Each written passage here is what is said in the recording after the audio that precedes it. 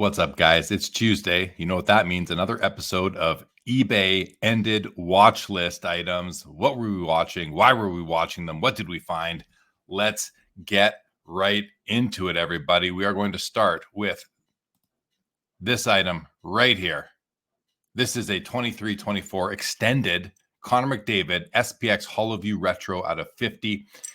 You know, I like the inserts. I like the die cut. I am not a big fan of holograms on cards, but this particular design really speaks to me.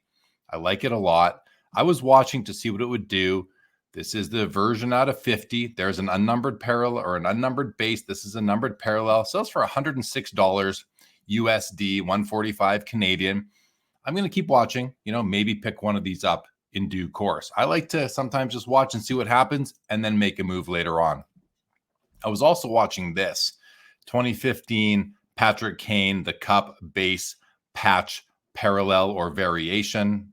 I've said it before. I have over 420 of these. I know I spout out different numbers at times, but I just checked. I have 420 plus of these in my collection now from all the years. I already had the Kane. Mine is just as nice. So I was watching just to see. Sells for $207 Canadian. Pretty cool card. Patrick Kane, one of the best US-born players of all time. Not surprised that people are still collecting his cards. Beautiful patch. I just love these Cup base patch variations out of 8 and out of 10. I was also watching this card, guys. You might remember from last time where we saw a different year's version of the same dual auto patch, Patrick Waugh, Martin Brodeur, that I had owned I own a copy of. That was out of 5. Well, this is a copy out of 35. I was wondering what's the difference between a card out of 35 and a card out of 5 where everything else is the same except the design, of course. Well, this does $898 USD on Slab Sharks out of 35, 2010 the Cup, Waugh Brodeur. And here's the one that sold last time on MC Sports Cards, Waugh Brodeur, the Cup, dual auto patch out of 5. This one does $1154 Canadian out of 5. Well, out of 35 does $898 Canadian. It's about a $250 premium for the card that is out of 5. I personally don't think that's enough. I did pay more for mine. I'm into mine for $1,600 or $1,800. This card here, Canadian. I think it's worth more when there's only 5. And I actually like the design of this one better than this one, but this is still a very nice card. Congrats to the new owner. Really cool piece of 2 of the greatest goaltenders of all time. All right, I was watching this Crosby Blue PMG from 2016, numbered out of 50. I have a copy of the card. This is a PSA 8. Sells for $315 Canadian, $230 USD. And this, it's tough to see these cards selling for so light because the PMG used to get so much more respect. It's just been watered down now, and I think people are getting some PMG overload. Ken Mueller Sports Cards is really coming with the nice cards, in my opinion, though. I think this is from DC. So this is the limited logos Jonathan Toews from 2021, the Cup. And this one sells for $102. I don't know why they don't say what it's numbered to on the auction here. DC Sports, that must have just been an oversight. Sells for $102. The same card sold from DC Sports back on July 23rd for $97. Obviously wasn't paid for. Let's see who the buyer was. The buyer had 58 feedback, $97, didn't pay. And the eventual and ultimate winner this time, as long as they pay, it looks like they probably will because they have almost 10,000 feedback, sells for $102. So the original buyer of the copy that doesn't sell, hold on, sorry, wrong auction. Here we are. So 58 feedback doesn't pay. Does 58 feedback come back and bid on the card this time? Well, 58 feedback did not bid on it this time now where the card actually has sold and I think will be paid. 9721, they bid $96 last time. They win it now for $102. So there we go. Bidder 134 bid up to $60 here this time. And they bid up to 35. Oh, they bid up to 41, it looks like last time. I don't think they have anything to do with this. They just didn't bid as much. But who knows why bidder 58 here, feedback 58 didn't pay. Is that a shill job? Don't know. just don't know, can't know. DC87 is a consignment seller, and consignment sellers are prone to shill bids, not by themselves, but by their consigners. So anyway, nice card. Hopefully this one does reside with its new owner here, bidder with 9,721 feedback, $102 for a beautiful Jonathan Toews card.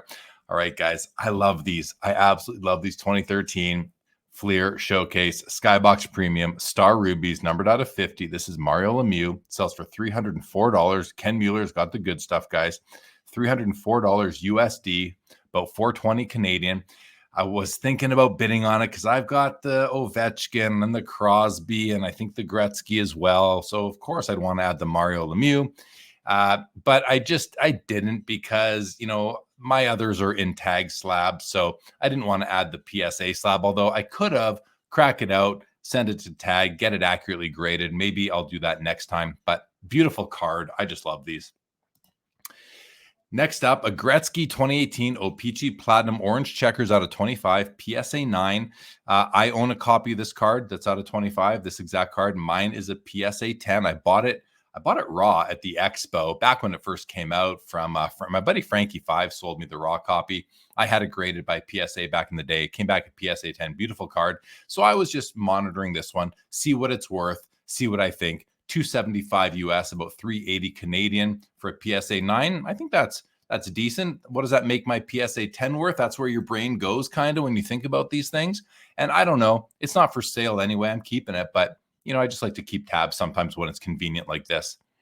Pavel Bure, Topps Chrome Black Refractor from 2001, numbered 50 of 50, sells for $325 US, about $450 Canadian. And like, I think this is a great card and I'm excited for whoever bought it. There's the beautiful serial number stamp on the back, 50 of 50. These are awesome cards. These are some of the coolest refractors in the hockey hobby right here. And I'm just happy for the new owner. Would have loved to have bid on it, but just kind of not for me. You know, it's a card that I'd probably end up putting in my showcase if I had bought it. ComC had a couple of PSA 10 Bedard Young Guns for sale. Sample number 1 here does 870 US or about 1,200 Canadian, and number 2 does 830 US, 1135 Canadian. So, you know, really close, 870 US, 827 US. Now, when I look at these, I think to myself, well, why do they sell for different amounts? Well, there's no real great reason for that. So I look at the card here. I'm like, okay, this PSA 10 looks good. Corners all look good to me, edges, everything. Go to this one, and I'm going around it. Right away, I see this little thing at the bottom here, the corner. So let's zoom in and see what we got going on. I don't know if you guys can see that, but that bottom right corner seems to not be perfect to me. Let's just open this up and zoom in further. So let's get right into this card because I'm thinking, yeah, like this does not seem to me to be part of the design. So I don't know what's going on here. Maybe I'm wrong. Maybe it is part of the design. Maybe it's one of these big little glitter spots like that. But the other copy doesn't have it. This copy doesn't have that big glitter spot. You see, it's not there at all. So I think, is this overgraded? Ending in 2163 that sells for 870 when the one without that corner, what seems to be damaged, sells for 827. Just be careful, guys. When you're buying graded cards, don't just simply believe the grade. Look at the cards as best as you can. Buyer beware sort of thing. Okay, guys, let's keep on moving though. And back to these Bedards. You know, they're coming down. Like I've seen them, and I've seen them selling for, you know, on Fanatics Collect for between 900 and 1050. Here we're doing under 900, so maybe they continue to come down as that population and gem rate continues to just, you know, go crazy, absolute crazy. All right, Dale Hawerchuk's rookie card, PSA 10 from 1982. This is a low pop card. It's maybe a pop 25 or something like that. I own a copy of this card as well, so I was curious to see what would happen. It was ended early. Don't know what KRK Trading did with this, but I'm curious if we'll see it rise again because it doesn't come up very often. You'll notice the painting of the card right there behind my wall. Dale Hawerchuk, one of my guys, rest in peace, my man. We'll see if that rears its head again, but I thought that 2,500 was actually, to me, that's cheap for the card. So maybe someone did do a deal with this guy offline. Now, here's an interesting copy, an interesting card. Connor Bedard, Acetate Young Gun. All right. These are rare, guys. These are rare. Max's collectible card plus here was asking $110,000 or best offer. Item was ended. It shows that it was ended by the seller, no longer available. Okay, so I'm like, well, what happened to it? Because I had a guy reach out to me as a copy of this, and he noticed that this guy was asking 110,000. This guy, a very nice guy, thought he kind of won the lottery. I haven't talked to him in a bit. I had said to him, I think the card is more around the value of an outburst red. So that $25,000 is what I thought it was worth. He thought he hit the jackpot at 100 grand. I kind of talked him off that and said, I think it's more around 25. But then look what happens here. We find another copy they were asking 80 grand on. I just did some research. This seller was asking 80 grand on this copy. It was sold. So I go to Card Ladder to see what it sold for. $8,000. $8,000 it sells for. So one guy's asking 110K Canadian. Next guy's asking 80 grand US, which is basically 110K Canadian. And then they accept $8,000. I don't know if I believe this 8,000 or not. But it might be the case. I guess we'll find out. In any event, be careful. And if anyone ever presents you with a buy it now price on eBay as what a card might be worth, you just have to shake your head and say, that's not how this hobby works. You can ask $1 million for a $5 card on eBay if you want. That is not a worthy comparison. All right, second year Gretzky OPG offered by Greg Morris, graded. Set break, it says here, it's a PSA 9, and it does 1,500 US. Guys, if you look at this card, you'll see right away, it's not well centered. It is just not well centered. This card, you have so many options to buy this card. I would pay, give me a centered copy, bump this up to $2,000, buy it all day. Great card. I love the card. I own a copy myself. I love some second year cards. I love the Gretzky second year. But I was watching it because it's still a nice card. Greg Morris has a great reputation, does a lot of sales, seems to get good money for his cards. But this particular copy is off-centered. Outburst Reds, guys. First year Outburst Red, Alex Ovechkin out of 25. I wanted to buy this card, guys. The seller has 29 feedback, leaves me a little, concerned, or just not concerned, but, just a little bit aware. And anyway, it does 394 Canadian. I don't know what's going to happen with these cards. I'm continuing to watch them before I decide to get in on any. I don't own a single one, but I am watching them, and I think I might dip my toes in this water. Guys, this is such a great card. 1948 Leaf, Satchel Paige. This is a PSA 3, but it's a gorgeous copy.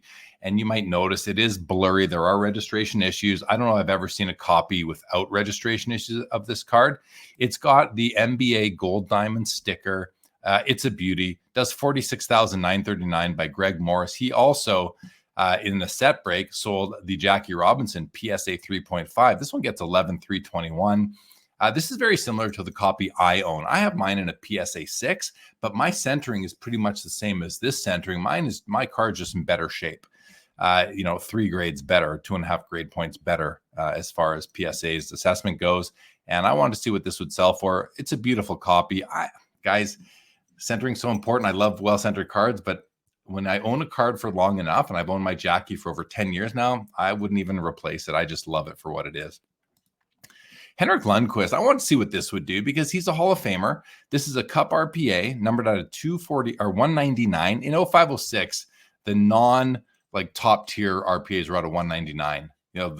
The best 6 cards, or this year the best 3 cards, were out of 99. Well, at that time, the Crosby, Ovechkin, and Dion Phaneuf. Subsequent years, there's 6 cards out of 99, and the rest are out of 249. So this Lundqvist, I just want to see what it would do. It's a BGS 9, which is a strong grade. And Lundqvist is a Hall of Famer, and he's probably the 3rd most important rookie in that set. And it only does 810 US, or about 1,100 Canadian, for a nice 3-color patch. I think this is a sign of, you have to watch out. The Cup, the most recent year, the Cup is about to come out, and we're going to see a bunch of RPAs in there out of 249, and probably a couple are going to be hot. Well, be careful what you're paying, because even a guy who's in the Hall of Fame, who played for an original 6 team, the New York Rangers, and has a lot of fans, can only sell for 810. All right, I love Sixth Sense Wizards. These are my favorite inserts from the 90s. And this is Patrick Waugh, offered by Volume Accumulation. It's consigned to them by Billy Hausman, House of Cards on Instagram. And I really thought about buying this. The only issue is I don't like these cards in these slabs. I just couldn't come to bid on this. I don't like, there's very few 90s cards that I actually like the looks of in the SGC slabs. So I tend to not bid on them, although maybe I shouldn't just break them out. But in any event, I want to see what it did. $350 US. I think that's a good price, of just under 500 Canadian. I'm in the market for one of these still.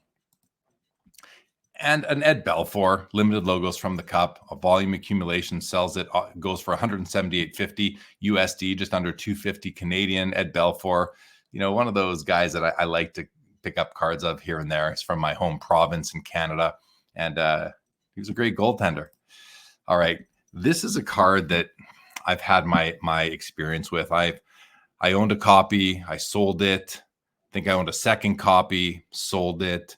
Couldn't decide if I wanted to keep it in my collection. So I was watching this one thinking, well, listen, this one was really cheap when I was looking. It was under $300 with like a day left. I'm thinking, well, maybe I'll grab this. It still sold for less than I thought it would. I think this should be a $1,500 card. But this copy, maybe it's the PSA 7 grade that killed it, only does 590 Canadian, 430 US. I think it's a cool looking card. It's Griffey in the cup, on card auto, only 10 produced. And who knows? I don't know why this card doesn't get much. It's a really cool auto, but maybe it's because it's, baseball coming out of a hockey product. In any event, I thought I sold my last copy for too cheap. And then I see this and I'm like, well, maybe I did okay with mine. This is beautiful. 2021 exquisite patch material, Connor McDavid with, a nice 3-color, only 5 copies produced, no auto, but I don't need autos. I like patch cards. I don't need autos on everything. Sells for 600 Canadian, 440 US. Beautiful card. Only 5 of them. Just wanted to see what it would do. There's lots of cards out there like this, but this one's very nice. Now, here's a card I was watching because this exact card used to be mine not too long ago. This card they were asking 300 US. So I saw this list and said, oh, this guy bought my card and I sold mine. I'll show you where. The guy who's selling this bought my card, asks 300 Canadian. He got a best offer. He accepted it for less than 300 Canadian. Let's go see what he took for it. Well, he took 131 USD on that card, which is, about 180 Canadian or something like that. And look right below here. On June 13th, 2024, my copy was sold by Slab Sharks at auction for $76.52. So it almost doubled by offering it as a best offer and letting it sit until they found someone. Whoever bought it here for 131 US could have had it for a little bit more than maybe 76 US just 2 months ago, exactly 2 months ago. And now I see, oh, I maybe left some money on the table. Well, that happens, but I consigned it to Slab Sharks. They sold it to me, and whoever was watching it was watching it. Best offer sales tactics to me are, for the more patient person, you don't need your money as quick. You're willing to let the card sit there until the right buyer comes along. I don't usually take that approach. I like to sell, move on as quick as I can when I decide to move a card. So I'm okay with what happened. Congratulations to Ice Water Cards, who, after fees, probably made a nice 50% return on the investment of buying the card from Slab Sharks via me.